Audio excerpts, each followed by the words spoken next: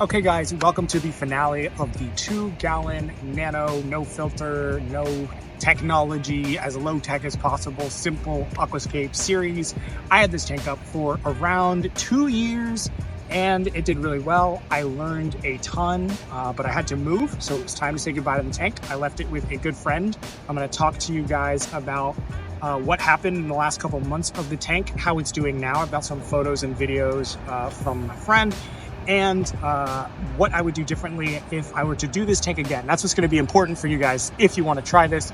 I think I learned a lot, so I'm going to share that with you. And then at the end, I'm going to do a special announcement about what our next project is going to be. That's been secretly going around in the background for the last couple months, and the first video on that is going to come out next week. So let's get into it. The longest I left this reef tank alone for over the entire 2-year run was about 6 or 7 weeks. And I covered it completely with saran wrap so there'd be no evaporation or change in salinity, and I left it alone, no water changes, nothing. And although the tank did okay during that time, this is when I lost my pulsing xenia. Never really recovered from this, and it just slowly died off because the green macroalgae I had grew completely over it, choked it out. It covered the entire bowl. The zoas survived, and the clove polyps survived, but the xenia just got no light and died while I was away. So that's what you have to be careful about for macroalgae. In a tank this small, it can grow really fast and you have to trim it to keep it at bay, but it does a great job of keeping nutrients and stuff like that under control. Okay, so this tank started off with soft corals, just xenia and zoas, and that's how I kept it for the entire duration of the tank. And then I added 2 different kinds of macroalgae. Those all did super duper well, only invertebrates, as you guys may remember. So I wouldn't change anything about that. There's some additional stocking that I think could be really interesting if you want to do a small tank like this one, that I'll get to later in the video. So if I were to do this again, the first thing that I would change is lighting. Reef tank lighting is very different to freshwater lighting, and I was coming from the freshwater side, and I just used an old freshwater LED light with just the white spectrum, and corals do really, really well under light that has more blues.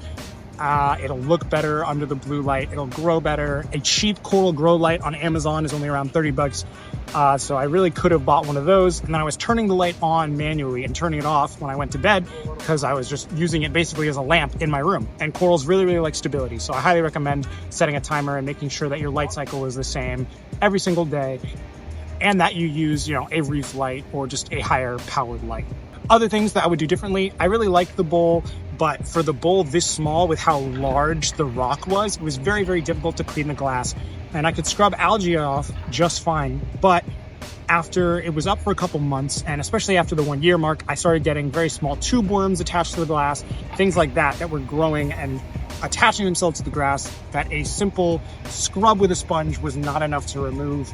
And normally I would use something like a razor scraper, but it was really difficult to do that on a curved bowl with the rock right next to the edge. So if I would do it again, I would either do a cube or have a lot more room between the bowl and the hardscape. I think even a vase, like an up and down vase, would work better than a round bowl. What else? Flow.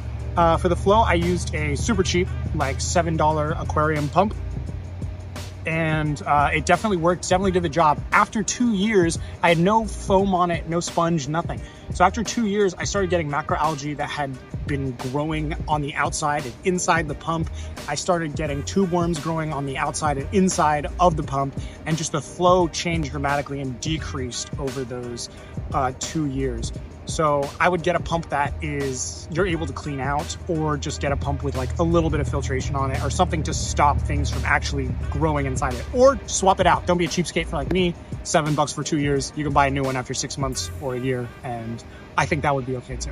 Other fun stocking ideas in something this small, I think a lot of invertebrates could be fun. I think porcelain crabs, pom-pom crabs, things of that nature. I kind of just stuck with the hermit crabs and the starfish. But there's a lot that I think you can do in a tank this small that don't need a ton of space. Sexy shrimp, for example, they host in an anemone. You could get a rock flower anemone sexy shrimp as a pair, and I think that would be awesome. You get to look at the symbiotic relationship inside this small tank, and they don't move much because they have their host, and it's a really nice pop of color and movement. You might see some more of those on this channel soon.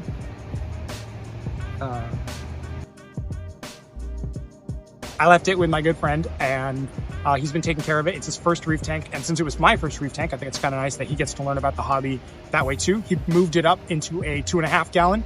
Hardscape is doing well. Hermit crabs are going strong.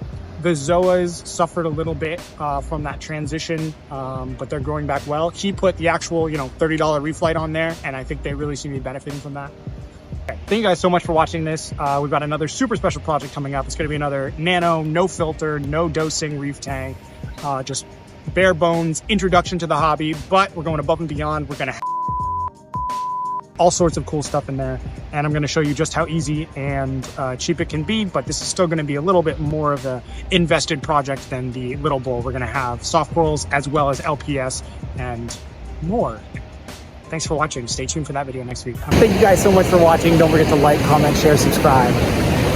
Now we can put that after every reef video.